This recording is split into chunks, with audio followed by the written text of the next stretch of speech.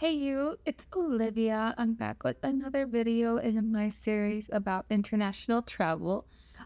So I know that last week, by the way, if you're new and you would like to check out about why I was going where I was going, which happens to be Peru, you can check over here to my last video about just kind of the challenges getting into it to begin with, and then the one before that was about why I decided to go. Anyways, thanks for watching my video. Hope you decide to stick around to hear about how my first trip to Peru was. We'll just cut straight to the airport. So I got off work and I went down to the airport in my capital city. I remember I was really nervous because things were still changing every day, like every hour, and I was so scared that I was going to get down there and they were going to say, no, actually now we need this too, or actually now we need the PCR to be within 24 hours, which is basically impossible anyway, or was at the time. But luckily I got through at my little kiosk. It was my first time checking myself into an international flight on my own, because before with my study abroad, I had help from my professor. And I get down to the Miami airport because it was a two-stop flight. So the first stop was down in Miami and then a direct flight to Lima, Peru. And to this day, Miami is still my favorite airport. I have a tradition of getting a Cuban sandwich every time I'm there from the first time. And also, I just really like the little tile decorations on the floor in that one part where it's all gold and everything. I usually take videos every time I'm there, so I'll put a video in here of it if you haven't been to the Miami airport. But yes, I think the main reason though that the Miami airport is my favorite is because pretty much always, except for maybe once because of the airport I was coming from, you stop over in Miami to get to Peru from the United States.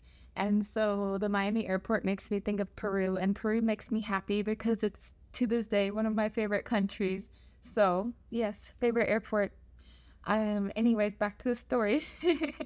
I get to the gate, and at this time there still wasn't all that much travel going on, and I looked around and I didn't see any other gringos. I was the only one, and it was a bunch of Peruvians. And I get in the plane and everybody's speaking Spanish. And at this point, my Spanish was actually still pretty basic. I could hold a conversation, yes, but it had to be with one person and somebody who had the patience to have the conversation with me, if that makes sense. If I'm trying to listen to somebody else's conversation, or somebody just like starts talking to me or at me as if I'm a native speaker or something. By the way, I'm sorry for the bugs. You can probably see them. I live in a not super insulated house, and it's summertime, and it just kind of happens. I tried to get them to the other room as much as possible. Anyways, that's just life and vibes. I'll see if there's something more I can do for future videos. So I promise the house isn't that dirty. It's just summertime and we had the windows open. Okay, but we were talking about the airport, right? So I'm in the airplane, and the announcements are Spanish and English, which I thought was really cool because I think this was the first time I had a flight where the announcements were in multiple languages, because the London flight, I mean, obviously we're going from a country that is majority English speaking to another country that's majority English speaking, so it was just English and English, maybe with a little bit of an accent. I forget if our pilot there was American. But I thought that was really cool that, the captain came on and he repeated things in both, and it gave me a chance to practice my Spanish again, because I was like, oh, what did he just say? And then I could check it against the English announcement. I had a really sweet guy sitting next to me. He was probably a dude in his 30s, and he realized that I spoke Spanish because I think I said something in Spanish to him because I heard him on a call. And so he got excited. We started chit-chatting afterwards. But before we took off, that guy, that's how I knew he spoke Spanish and everything, because I try not to make assumptions, even though he did look Peruvian. He was on a phone call talking to someone in Spanish. And so I was like, okay, I think it's kind of against airport etiquette to be making a call on the plane, but I'm going to do it just this one time because this guy next to me is doing it, and I really want to call Angel and show him that I'm on the plane. So I, told Angel, oh my gosh, I'm gonna call you. And I call him, and I just remember his face, like his jaw fell open, because at this point he had never been on a plane before. And I was showing him the window, and I'm like, this is my plane. I'm going to come to Peru in this plane. I'm in Miami. We're about to take off. And he's just like, oh my gosh, I'm so excited. You'll be in my country soon. I'm like, yes, I'm going to be in Peru before we know it. Um, so yeah, that was really sweet. That's sweet just remembering that. So anyways, then, I let him go because I saw the flight attendant coming over like she was about to get onto us for being on our phones like that, because again, it's kind of against airplane etiquette and they're trying to get everybody to go on airplane mode. Anyways, I hang up and then just sit back to enjoy the flight, have some nice conversations with that very kind man. One of the cute things was that him and me both had blue eyes, which around here is not too uncommon, but down in Peru is pretty uncommon, so it was kind of cool. That was the second Peruvian I ever talked to. But obviously the first one was Angel. um, but then he also helped me out because I told y'all about how I was really scared of the food and the tap water and everything. And one of the things they told me about not being able to have tap water that you don't think about necessarily is that fresh fruits and vegetables are washed in tap water. And so I was told to avoid all fresh fruits and vegetables. And so they were handing out these little lunch wraps because, it's a 6 or 7 hour flight, so long enough to have at least one full meal while you're on there. And they had lettuce and stuff in them. So I was freaking out also because I had just had a coworker tell me about how her and her daughter got food poisoning on an airplane down to Latin America or in Latin America. And so I was just like, oh my gosh, where were these sandwiches made? And the flight attendant just kind of annoyed. She's like, I don't know where they made the sandwiches. And the guy who was sitting next to me, chit-chatting with me, was really sweet. He tried to help me out. He talked to her in Spanish. He was like, no, it's like she's worried about the sandwiches because she's like worried about the food and food poisoning. She's never been down to Latin America before. And so then the flight attendant kind of warmed up and she was like, I'm pretty sure these ones were made in Miami. Like, these are from Miami, not from Lima. And I was like, okay. So I ate it, but I went ahead and propped the Travelan. For those of y'all that don't know, Travelan is a little pill, or actually a pretty big pill. It's a big old white thing. I wish I had some to show you, but I used the last one up on one of my latest trips. It comes in a little package, and there's like 4 or 5 packs of pills a package. And you're supposed to take it every time before you eat in countries where the food sanitation is significantly different than what we have like in Europe, Canada, and the United States, just to help prevent you from getting traveler's diarrhea if you're on like a short business trip, things like that. So I did it. The reason it's mainly for short trips is because, well, for one, it's kind of expensive and it's bulky to carry around because you have to take it every time before you eat. So that would be probably like 3 times a day. Apparently you're only supposed to take it 3 times a day, but I was popping it like candy the first time. And when I got back and asked for more, they're like, you're not supposed to take that many a day. It doesn't hurt you though. It's just, it's got some kind of active chemical or chemical in cow's milk. I think it's the lactose or something like that. Oh my gosh, these mosquitoes. And so that coats your stomach and helps keep bacteria from getting in it and giving you illness. So it's not really gonna hurt you if you take too much, but you still shouldn't be just taking that much medication. Oh, and it's not vegan, sorry y'all. But yeah, I had a pack of Travelan, and I literally, from the time I took that sandwich, was popping Travelan every time I put anything in my mouth until I got back stateside. I was so paranoid. It's so silly. I chilled out a couple of trips along the way. And then, I relaxed because I'm like, okay, I took my Travelan and the sandwich was made in Miami anyways. The guy and me had kind of quick chit-chatting, and I was just enjoying looking at the window. I got to see the Caribbean, which I'd never seen before, and the water was so big and beautiful and blue. I still need to go there, by the way, and this time I can take you with me, so that'll be awesome to see the Caribbean sometime in the future. And then the next thing I remember was flying over the Andes, and those were the first real mountains I had seen in my life. I'm from a valley town, but our mountains are like, I realize now they're basically more like hills, like pretty blue hills that go into the horizon, but they're not snow-capped mountains or anything. So we fly over those, and I'm just like, oh my gosh, look at the mountains. And that was kind of as we're coming into Peru. And shortly afterwards, the captain says, okay, we'll be landing in Lima, Peru shortly. And I'm just, I can't believe I'm going to Lima, Peru. I'm actually about to get there. So this is some fun little fact about Peru. Well, it's on the other end of the equator from us, so their winters are summer and vice versa. So it being July, it was the middle of the Peruvian winter. And what happens in Lima specifically during that time, there's this really special phenomenon where for some reason there's a huge amount of cloud cover, and they actually call it Lima Gris for that reason, because it gets just really gray and cloudy, not really rainy because it's a desert.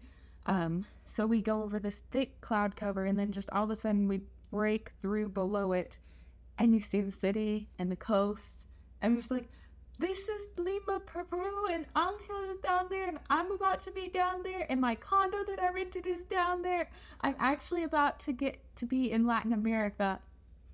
And it was, oh my gosh, the first couple of times I was scripting this out, I literally got a little bit teary-eyed because it's just one of my sweetest travel memories, and it's still so special to me. Okay, moving on. So we land.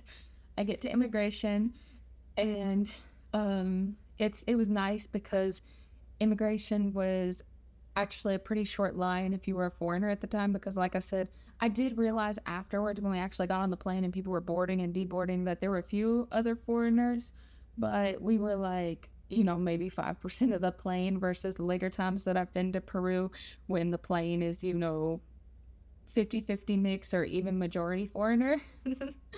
And so I get through there pretty quick. I was pretty proud of myself because when I was telling the passport control lady about why I was there, we had the whole conversation in Spanish, and I was just like, I just did all of that in Spanish. Oh my gosh, y'all, I'm so sorry for these mosquitoes. They're gonna keep distracting me. I need to figure out some solution for this. Anyways, let's get back to the story. My international plan was fortunately working. This was, my first time using one because I just used Wi-Fi and stuff in London, which was a terrible idea. Please don't do that. Figure out how you're going to get a SIM card, use an international plan, something, because connectivity is so important. That was one of my big worries, besides the other ones I talked about in my last video, was that I would get down there and for some reason my connection wouldn't work. And I'm just like, I don't know what I'm going to do. I'm going to feel so stranded and lost. So, I use that connection to text my mom, be like, hey, I made it down there. I'm going to start making my way to my rental. And I called Angel at this point, and I'm like, oh, I'm here. I had already texted him, literally the minute I got connection. I messaged him before I even messaged my mom. But I was just like, I'm here. And so, he calls once I get through immigration, and he's just, giving me all these pointers about staying safe, because I'm from a mid-sized city that the safety of my city is that I am not really a purse girl, because I just stick my phone in my wallet in my back pocket because it's not a problem where I'm from. So, he was telling me stuff like, don't be having the taxi window down, don't be having your phone right by the window of the taxi, don't be just having your phone out in the street, all that kind of stuff. That I know if you're from a big city, it probably sounds like common sense, but for me, I actually needed to be told that. I get to the transport. That was another thing. You have to make sure you take official transport, because they can be scammy, or maybe even not take you to the right place. Or maybe not give you back your luggage. And this is not a diss on specifically Peru. I feel like this is just any kind of tourist heavy place where you're the tourist and you could easily be spotted as one. It's just a better idea to keep things official, or with, people that you already know, that kind of stuff. Okay, sorry for the little lecture. This is the part where a company called Taxi Green won my heart. I have always used Taxi Green ever since I went the first time, and every time since, unless I was taking alternate transportation. Anytime I needed a taxi from the airport, Taxi Green. If nothing else, because those girls wear these really cute little dresses, I would go down work for Taxi Green if they would sponsor my visa, but just to wear that cute little dress and to be able to live in Peru. Anyways, I've got the address to my condo. It was a very nice, not beachside, but like it had a view of the beach over the cliffs in the nice part of Lima, which is called Miraflores. I had found it on Airbnb for quite a steal because, I mean, it was still 2021, so people were just like, hey, if you're going to rent this, you know, here it is. My favorite memory of the drive there was when we started driving along the coast, because I'm also from a landlocked state and I hadn't really seen the ocean much in my life. So all of a sudden I see the ocean. You know, I've been seeing it from the plane, but it's different when it's right there and you can hear the waves crashing. And there's this beautiful cross in a neighborhood. I might get it wrong. If I do, I'll try to put it up on the screen afterwards, the actual name of this section. But I believe it's called Chorrillos. And they have a big cross on a hill overlooking the ocean. And it lights up at night. It is so beautiful. It was a gift that they had built to greet one of the popes when he came down to visit Lima. And I just saw that twinkling over the waves, and I was just like, oh my gosh, this is so magical. I can't even believe I'm here. So after that beautiful drive, when we finally get there, I am blown away by how beautiful the condo is. It's very safe. There's a very kind doorman downstairs, and I'm on like the 10th floor overlooking the ocean. You can hear the waves because, as I was about to learn, it's not nearly as insulated as a lot of like nice American condos that kind of have the same look to them. And also the waves are just really strong that time of year and generally in that region. But it was amazing being able to hear the waves all the time because, again, I'm not somebody who grew up around beaches. So to me, that's just like the ultimate calming, beautiful sound, or at least one of them. And my upstairs bedroom even had a view of that beautiful twinkling cross. So I was just so happy. But then I realized I needed to get something to eat. I hadn't eaten since we'd been in the air in the plane. And now it was like 9 o'clock at night. And I'm asking Angel for advice. I was like, so you kind of made me nervous about this city and I don't feel comfortable going out there alone at night. He was like, it's going to be fine. You're in Miraflores. Just go down there. Don't look too much like a tourist. Don't have your phone out and just only go 1 block down to somewhere. And I was just like, but, well, for one, they actually still had toque de queda, like a, oh my gosh, what is the word for it? Curfew. It's curfew. They had curfew after, I believe, 11 or 12. So also, again, my paranoid self was like, okay, but what if I try to go down the block and then I get lost, or I'm at the restaurant too long and then it's toque de queda and I get in trouble or something and it's only my first night, and how am I supposed to not look like a tourist, and how am I supposed to find something in a place I'm not familiar with if I can't take my phone out to check the directions? So he was like, well, you know, there's also delivery, so just order something for delivery. This is when I learned something else in my language learning journey. So I call up to a pizza place because that was honestly the main thing that was still open and offering delivery at 9 p.m. Because also, I mean, you have to remember, even with this being a big city, since everything is forcibly shut down by midnight, stuff is closing a little earlier. So I call out the pizza place and I'm like, Angela told me that I could say, what is the word? I could say delivery because they say delivery down there. So I call up, I'm like, ustedes hacen delivery. And she instantly was just like, no hablo inglés, lo siento. And she just hung up on me. And I think I sent Angel voice messages at this point. I'm like, Angel, this lady just hung up on me and I don't understand why, because I said delivery just like you were saying. I said, ustedes hacen delivery? And he was like, because you can't say delivery, you have to say delivery or something like that. Like, you have to say it with the accent, especially because my Spanish is accented with a gringo accent anyways. So if you put an English word in there with a super English voice and accent, it just sounds like English apparently. And I was just like, oh. I was so hurt. Eventually, I finally found something because at this point in my journey, I couldn't even get it like close. I kept just jumping back to my English brain and saying delivery. So I found someone that I could message and was just like, hey, please send me a pizza and some wings with sauces that aren't like fresh cut tomatoes. Well, as I'm waiting for my pizza, I realized something else. I realized that it's actually pretty cold. I was thinking Latin America warm, because I'm embarrassed to admit this, but my vision of Latin America was largely just Mexico, which I had already learned from Angel that all of Latin America is not Mexico, that it's so much more diverse than that. But I'm still working my way out of this mindset. So I'm thinking Latin America warm. I had brought some sweaters because Angel had told me. If he hadn't told me, I would have been showing up up down there in like shorts and a tank top in Peruvian winter, which is not like winter in most of the United States, but it's still cool. I would have been freezing my butt off. So thank you, Angel, for the advice. I'm glad I got it from you because I'm a little bit of a silly blonde sometimes. Am I blonde? I don't know.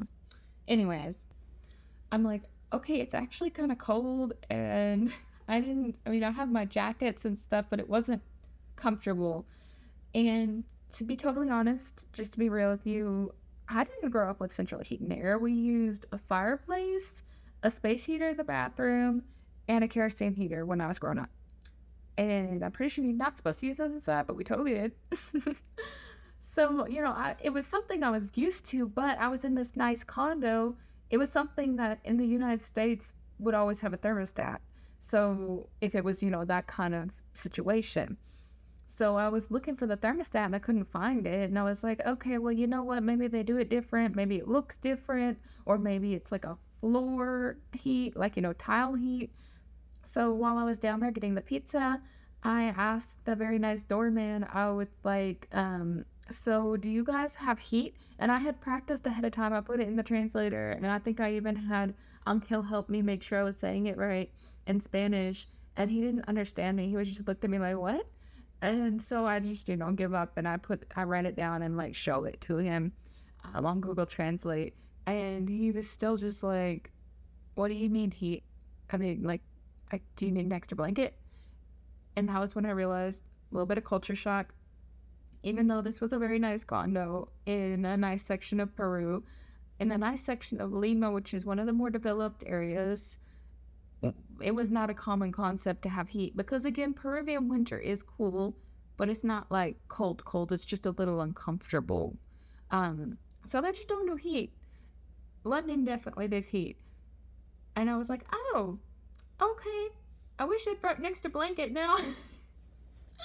But it's okay. It's a wonderful condo, beautiful. I ended up even going back there because I love it so much.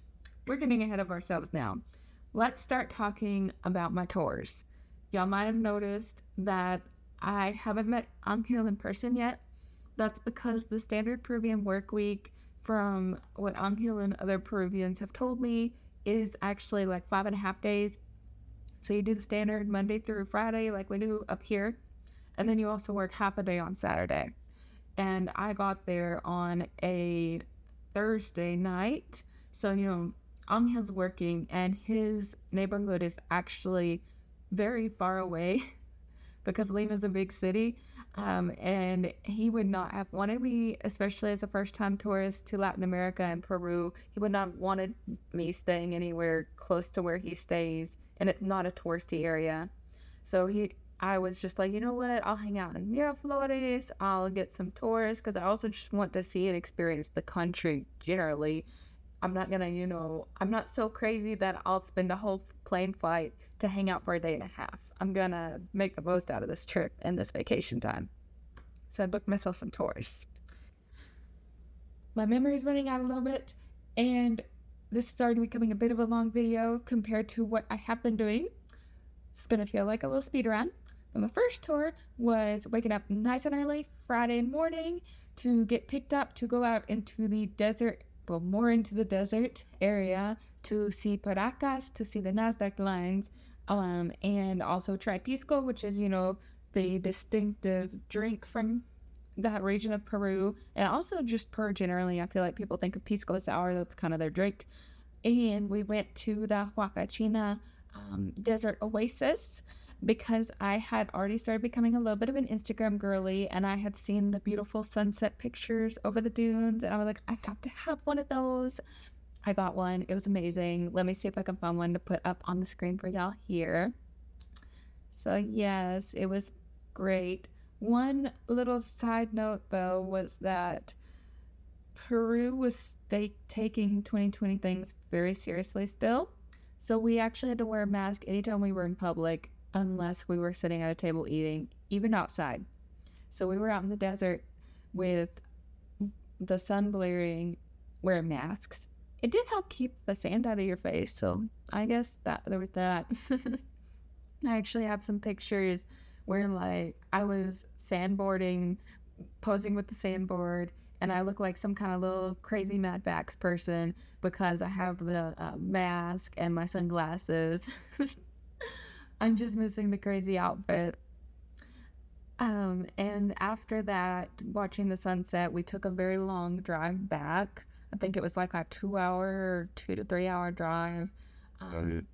And I go to bed because I have another tour that it wasn't nearly as early in the morning, maybe 9, because again, I did not want to waste any minutes, and Angela wasn't going to be available until halfway through Saturday. So I had booked another tour that was a little bit more of like a local feel, because I knew that I was staying in the nice part, and Angela was very transparent with me about that, about, hey, this is Miraflores. It's like the nicest neighborhood that we have. There's some other nice neighborhoods that I learned about later, but they're very residential. There's not like a lot of restaurants or things to do, so it's not a great fit for a tourist. I just don't want y'all to think that the only nice neighborhood in Peru is Miraflores. But for a tourist, that's kind of like the go-to, even though it's not that close to the airport. Okay, we're getting on tangents again. We were talking about how I picked this tour. So I really wanted to see the other face of Peru, because Angel had kind of given me a little bit of window into that by, showing me videos from his neighborhood and telling me about it. And I just remember how much I loved seeing the twinkling lights that he could, of his hillside neighborhood that he had out his bedroom window. And I'm just like, I want at least a little taste of that, because I knew Angel was not going to show me that. He was wanting to show me the very nice touristy things and just Peruvian culture generally, which is also great. And I totally understand. I would want to show the best of my town and state and country if someone was coming to visit it. But I wanted to see the other side because this was my first time in the developing world. So I managed to book a tour to... I want to be careful with my words here because I love these communities and I find them beautiful in their own way.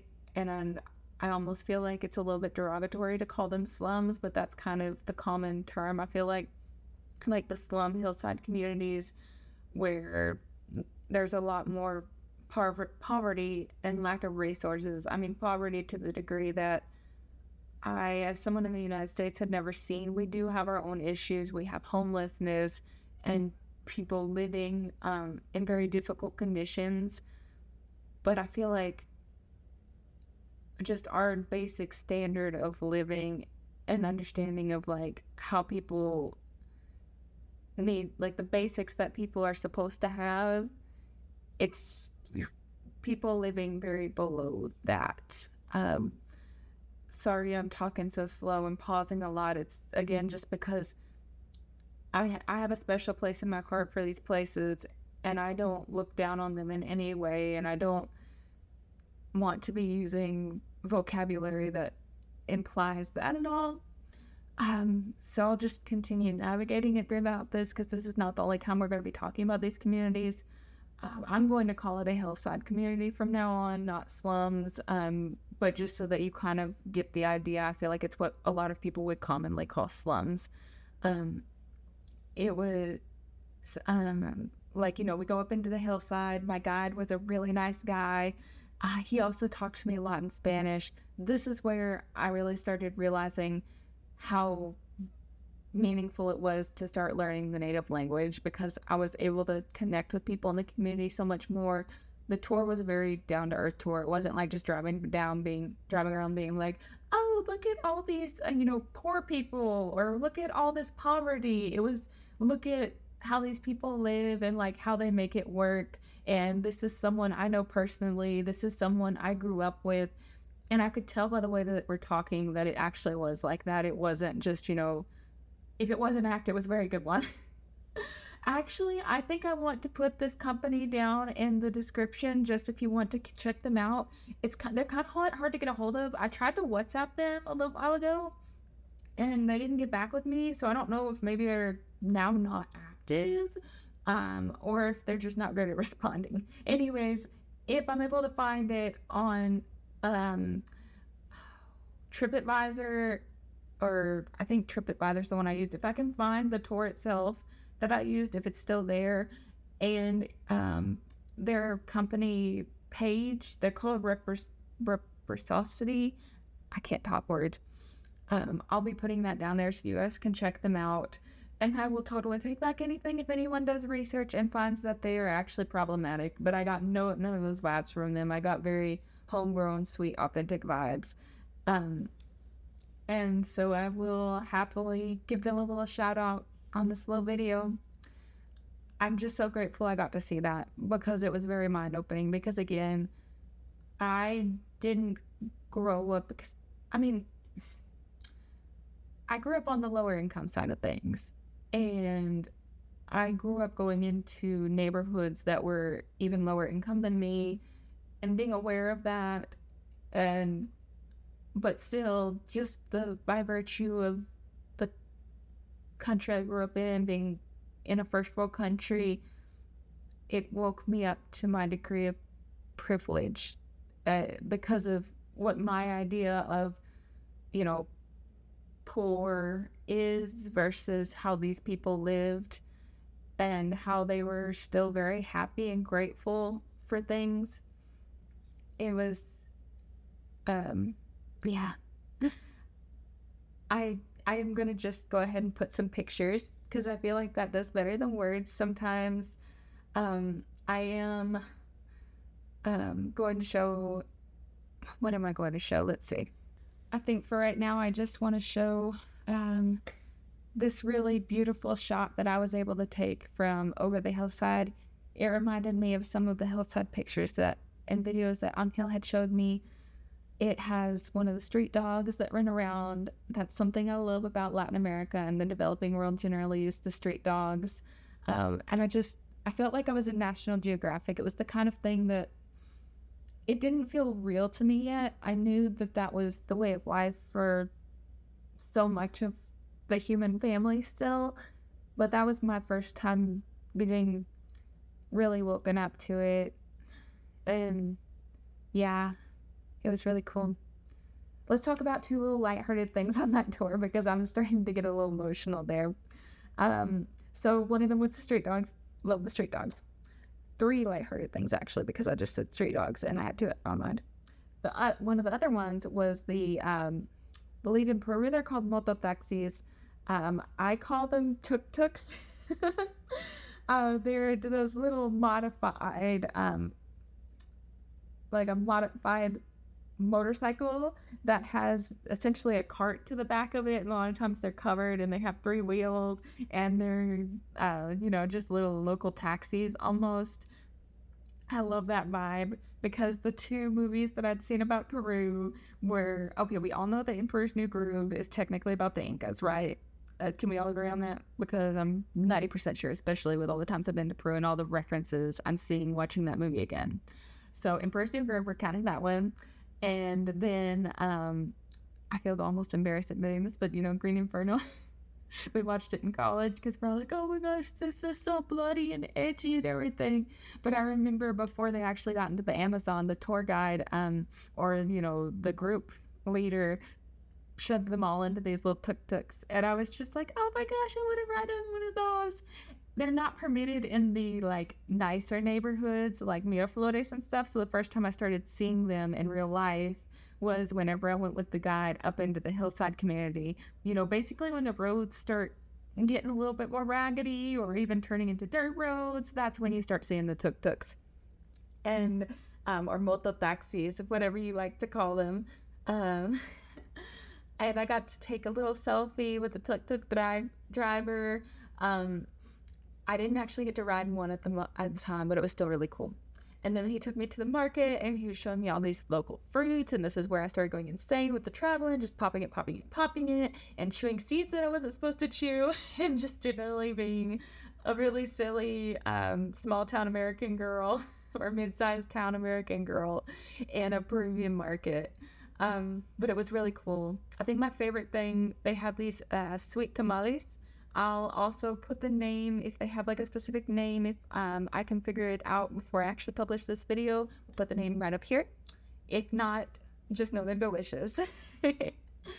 And yeah, all around great experience. I would totally recommend it. If you're going to go to a country where the standard of living of the majority of the locals is very different like that, I would recommend seeking out an opportunity, even if it's just a half day, to be able to kind of interact with and see that side of the reality of it. Because, sorry, I'm getting controversial and I'm so new on here, but I do really think that there's something that feels a little icky about only going to the all-inclusive tour. I mean, if you want to go have fun and have a tropical vacation, that's cool, but maybe at least spend one day going out there and seeing how the locals actually live, and not just going away thinking that, like how I thought about Mexico. I thought it was just this little, beach country where you go and there's all-inclusive resorts and you drink margaritas and, alcohol all day. I think it's important and very meaningful, if you're going to go down there, to try to make some kind of active effort to have a more rounded picture. And I know that you'll never have it completely, because you don't live there at the end of the day, and you are just there on vacation at the end of the day, or doing charity work if that's what you're doing. And if you're doing that, you're probably getting a little bit more of the real taste of it. But yeah, just go out there and push your envelope a little bit, and that. We're gonna move on a little bit because I'm starting to get a little bit all in my thoughts and rambly and stuff, but I hope everybody watching understood what I was saying. So again, my guide was amazing. We were having so much fun going up and down the hills. I was like, this is so many stairs and it's kind of muddy. Luckily I had overpacked that had a bunch of shoes and everything. I was supposed to be meeting Angel around like 2 or 3, and I let my guide know. He was very respectful of my time. We got back down. He dropped me off at my condo, and then it was time to meet Angel. I am leaving everybody on a cliffhanger because, for one, I don't have much memory left. I don't have, this is going to be like a longer video compared to the last 2. And we need something to come back for next week, right? So tune in. It will be next Friday. I am very consistent, I promise. And until then, have a beautiful weekend. Thank you so much. Bye.